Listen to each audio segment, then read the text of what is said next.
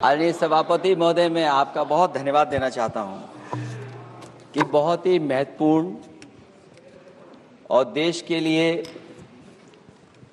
और बड़ी आबादी के लिए भारतीय जनता पार्टी की सरकार में एक और बिल आया है। क्योंकि मेरे से पूर्व में जो हमारे साथी बोले हैं वो माननीय सदस्य हमारे साथ नहीं, लेकिन मैं उनके बहुत सारी बातों से सहमत हूं। और अध्यक्ष महोदय, मैं देख रहा हूं जो एक्स कांग्रेस वाले हैं वो ज्यादा बोल रहे हैं।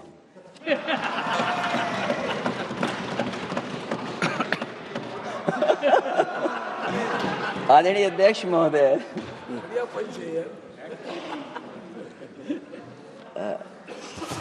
अध्यक्ष महोदय, जो आज बिल पेश हुआ है, मैं हिंदी और अंग्रेजी को जो कुछ समझ सकता हूं वो यही मैं कह सकता हूं कि माननीय मंत्री जी ने ये कहा कि ये उम्मीद है। ये उम्मीद कैसे बना है, अंग्रेजी में भी मुझे समझ में नहीं आ रहा कि उम्मीद है, ये हिंदी में भी समझ में नहीं आ रहा कि ये उम्मीद है। यूनिफाइड वक्फ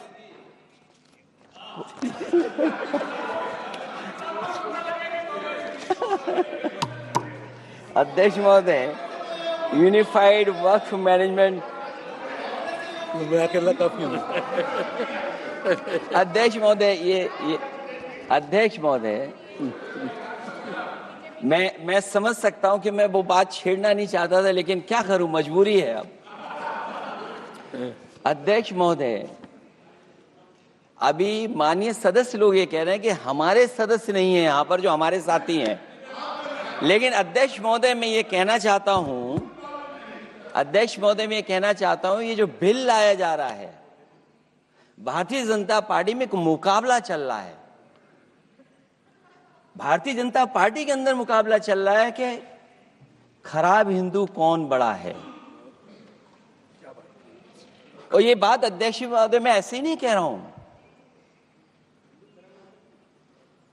जो पार्टी ये कहती हो कि दुनिया की सबसे बड़ी पार्टी है, अध्यक्ष महोदय वो अपना राष्ट्रीय अध्यक्ष नहीं चुन पाए अभी तक। अध्यक्ष महोदय, भारतीय जनता पार्टी क्या है?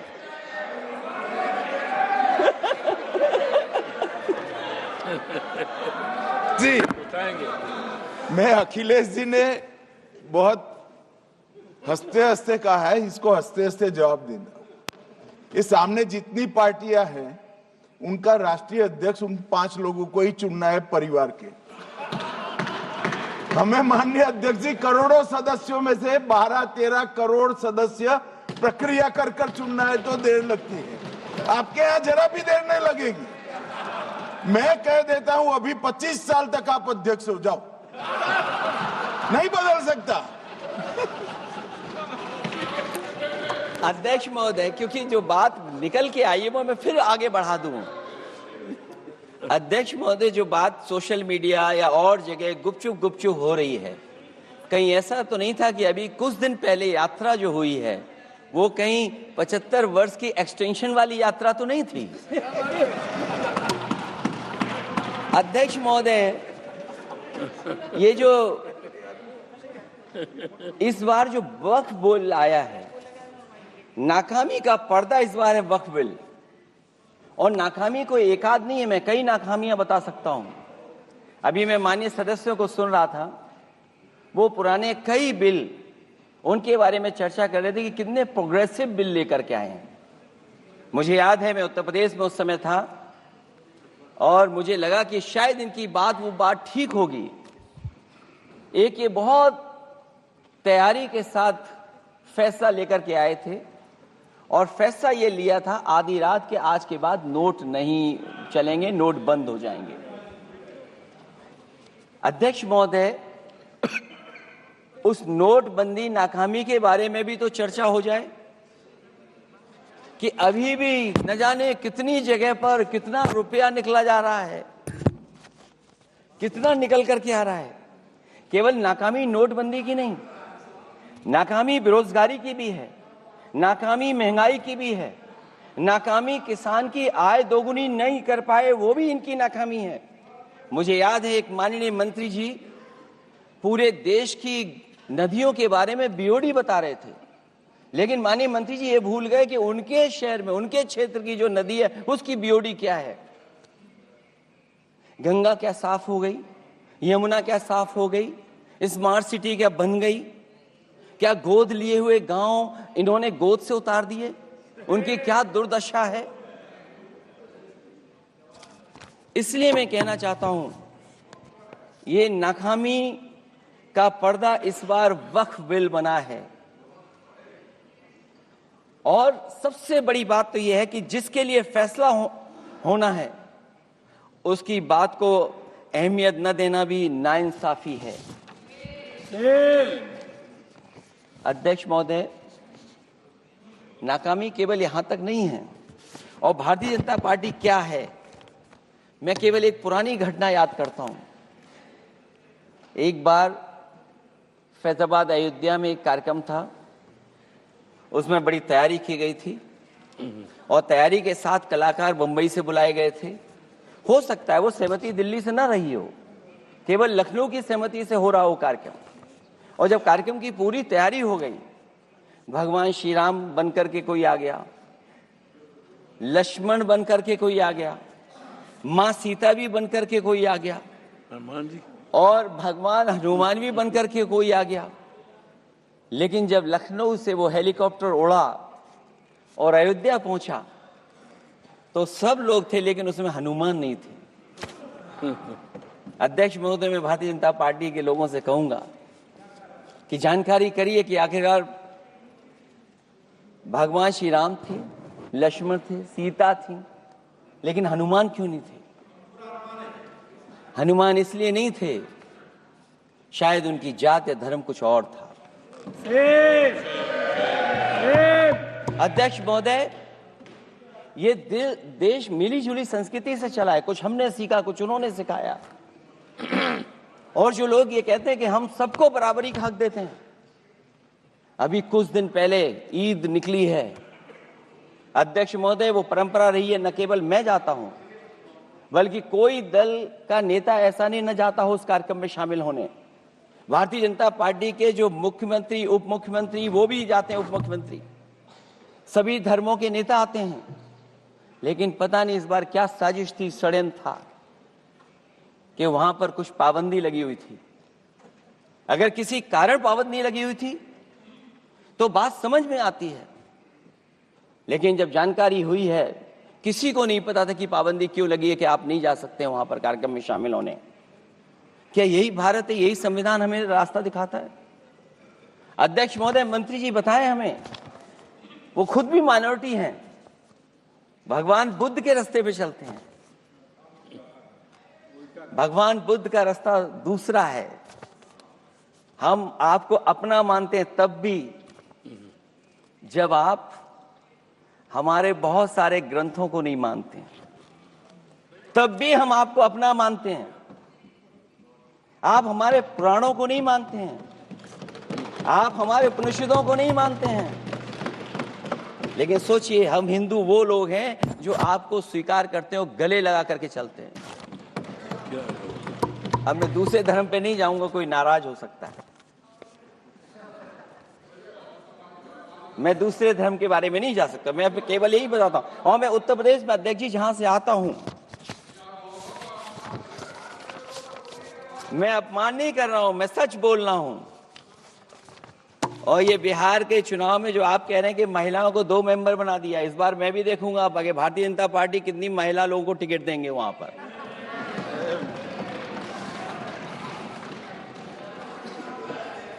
अध्यक्ष महोदय, भाजपा जब भी कोई नया बिल लाती है तो वो अपनी नाकामी छुपाती है। भाजपा वाले मुसलमान भाइयों की वक्फ की जमीन चिन्हित करने की बात कर रहे हैं, जिससे महाकुंभ में जो हिंदू मारे गए हैं या खो गए हैं उनको चिन्हित करने की बात पर पर्दा पड़ जाए। अध्यक्ष महोदय, मुझे खुशी इस बात की कि हमारा धर्म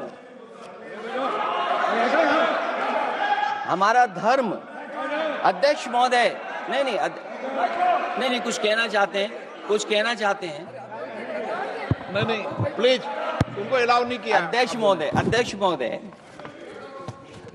कुंभ में आस्था सबकी है, कोई ऐसा नहीं जिसकी आस्था ना हो। और कुंभ कोई पहली बार नहीं हो रहा था। ये भारतीय जनता पार्टी के लोगों ने ऐसा प्रचार किया कि 144 वर्षों के बाद पहली बार महाकुंभ होने जा रहा है और लोग निकल पड़े। सरकार ने कहा कि हमारी तैयारी 100 करोड़ की है, लेकिन तैयारी 100 करोड़ की भी नहीं थी। जिस तरह लोगों की जान गई वहां पर, सरकार ने खुद स्वीकार किया अध्यक्ष महोदय के 30 लोगों की जान गई है।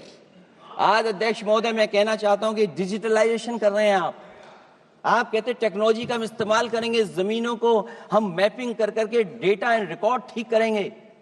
अध्यक्ष महोदय ये बताएं कि वो 30 लोग कौन थे, उनके नाम क्या थे जिनकी जान चली गई, न केवल जान जाने वालों की, बल्कि अध्यक्ष महोदय ये सरकार बताए कि जो लगभग 1000 हिंदू खो गए हैं, जो अभी तक नहीं मिले, जो अभी तक नहीं खोज पाए हैं, वो 1000 हिंदू की सूची कहां है। और फिर धर्म कारोबार की बात है, जो ये लोग गोली। अध्यक्ष महोदय मैं कार सेवक वाली बात इसलिए नहीं छेड़ना चाहता हूं, अध्यक्ष महोदय ये शायद माननीय सदस्य जानते नहीं कुछ सच्चाई नहीं जानते। अध्यक्ष महोदय ये संविधान की वजह से, संविधान को बचाने के लिए, हिंदू एकता को बचाने के लिए कुछ फैसले लिए गए, लेकिन एफआईआर हम लोगों पे नहीं लिखी गई थी। एफआईआर उन पे लिखी गई थी जो बेचारे तैयार हो गए थे सुबह, लेकिन पता नहीं कहां से फोन आया था, कहा था कि अब तैयार तो हो गए हो लेकिन आप शिलान्यास में नहीं आ सकते। इसलिए बात को इधर से उधर नहीं में ले जाना चाहता। अखिलेश जी जरा वक्त पे भी आ जाओ। अच्छा वक्त पे आ रहा हूं। नहीं, वक्फ पे अध्यक्ष इसलिए आ रहा हूं क्योंकि वक्फ समझने के लिए भारतीय जनता पार्टी की सोच क्या है। और ये अध्यक्ष महोदय जब ये कह रहे हैं कि इससे कारोबार होगा, अध्यक्ष महोदय धर्म की चीजों से कारोबार नहीं हो सकता।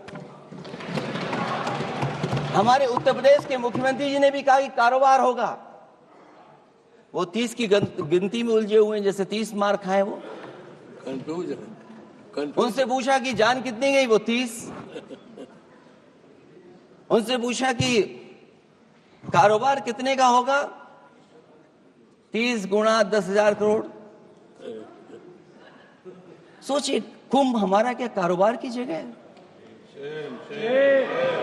और फिर उसका कौन नापेगा, कैसे नालाएगा?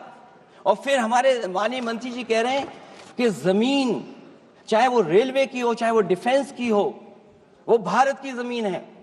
मैं भी स्वीकार करता हूं कि रेलवे की जमीन भी भारत की है, डिफेंस की भी जमीन भारत की है। क्या डिफेंस की जमीन नहीं बेची जा रही मंत्री जी? अध्यक्ष महोदय, क्या रेलवे की जमीनें नहीं बेची जा रही हैं? अध्यक्ष महोदय, केवल यहां तक नहीं, कितना हस्तक्षेप होता है। वक्फ भी भारत के, इसीलिए तो कहीं ना कहीं वक्फ की जमीन से, अध्यक्ष महोदय माननीय मंत्री जी बताएं, और मुझे उम्मीद है कि जब जवाब देंगे तो बताएंगे कि वक्फ की जमीन से बड़ा मुद्दा वो जमीन है जिस पर चीन ने अपने गांव बसा लिए हैं, लेकिन कोई बाहरी खतरे पर सवाल बवाल न करे, इसलिए ये बिल लाया जा रहा है। और माननीय मंत्री जहां से आते हैं, जिस प्रदेश से आते हैं, कम से कम ये तो बताएंगे कि वहां कितने चीन ने गांव बसा लिए, घर बन गए हैं। अध्यक्ष महोदय, आपके माध्यम से सरकार गारंटी दे कि वक्फ की जमीन कभी भी किसी भी पैतरेबाजी से किसी और मकसद के लिए किसी और को नहीं दी जाएगी। वक्फ की वर्तमान व्यवस्था में चाहे 5 साल के धर्म पालन की पाबंदी की बात हो या कलेक्टर से सर्वेक्षण के हस्तक्षेप की बात हो, या वक्फ परिषद या बोर्ड में बाहरियों को शामिल करने की बात हो, इन सब का उद्देश्य मुस्लिम भाइयों के सार्वजनिक अधिकार को छीनकर उनके महत्व और नियंत्रण को कम करना है। ट्रिब्यूनल के निर्णय को अंतिम न मानकर उच्च न्यायालय में लेकर जाने की अनुमति देना दरअसल जमीनी विवाद को लंबी न्यायिक प्रक्रिया में फंसाकर वक्फ भूमि पर कब्जों को बनाए रखने का रास्ता खोलेगा। सबसे बड़ी बात यह कि वक्फ बिल के पीछे की न तो नीति सही है न नीयत, ये देश के करोड़ों लोगों से उनके घर दुकान छीनने की भी साजिश है। भाजपा एक अलोकतांत्रिक पार्टी है, वो असहमति को अपनी शक्ति मानती है। जब देश के अधिकांश राजनीतिक दल वक्फ बिल के खिलाफ हैं, तो उसे लाने की जरूरत क्या है जो जिद क्यों कर रहे हैं सरकार। वक्फ बिल का लाना भाजपा की सियासी हट है। वक्फ बिल भाजपा की सांप्रदायिक राजनीति का नया रूप है। वो तो आपको काटेगा, और इसलिए काटेगा कि अध्यक्ष महोदय बाहर ये लिखते हैं सत्यमेव जयते, बाहर है लिखते सत्यमेव जयते, भाजपा अंदर असत्य बात कहते। भाजपा वक्फ बिल लाकर अपने उन समर्थकों का तुष्टीकरण करना चाहती है जो भाजपा की आर्थिक नीति, महंगाई, बेरोजगारी, बेकारी और चौपट अर्थव्यवस्था से उसे छटक गए हैं। क्योंकि अध्यक्ष महोदय, जब से वोट में गिरावट आई है और खासकर उत्तर प्रदेश में भी, तब से भारतीय जनता पार्टी की कोशिश है कि अपना वोट कैसे संभाला जाए। ये वोट को संभालने के लिए बिल लाया गया है। भाजपा का लक्ष्य वक्फ की जमीनों पर है। इन जमीनों का नियंत्रण अपने हाथ में लेकर इन जमीनों को पिछले दरवाजे से अपने लोगों के हाथों में दे देना चाहती है। भाजपा चाहती है कि वक्फ बिल लाने से मुस्लिम समुदाय को लगे कि उन पर हक को मारा जा रहा है, वो उद्वेलित हों और भाजपा को ध्रुवीकरण की राजनीति करने का मौका मिल सके। क्योंकि अध्यक्ष महोदय, भाजपा का लक्ष्य यह है कि ध्रुवीकरण हो, क्योंकि वो जानते हैं कि ध्रुवीकरण जितना होगा उससे वो लाभ उठाने में आगे रहेंगे। तो ये वक्फ बिल जो लाया जा रहा है वो अपनी वोट बैंक को संभालने के लिए और समाज को बांट करके ध्रुवीकरण करके राजनीतिक लाभ लेने के लिए लाया जा रहा है। और अगर इसके लिए नहीं लाया होता तो पहले से जो जितने फैसले लिए सरकार ने, क्या उससे देश और प्रदेश में कोई बड़ा बदलाव आ गया है? अगर स्मार्ट सिटी का बात करें तो कितनी स्मार्ट सिटी बन गई है आपकी?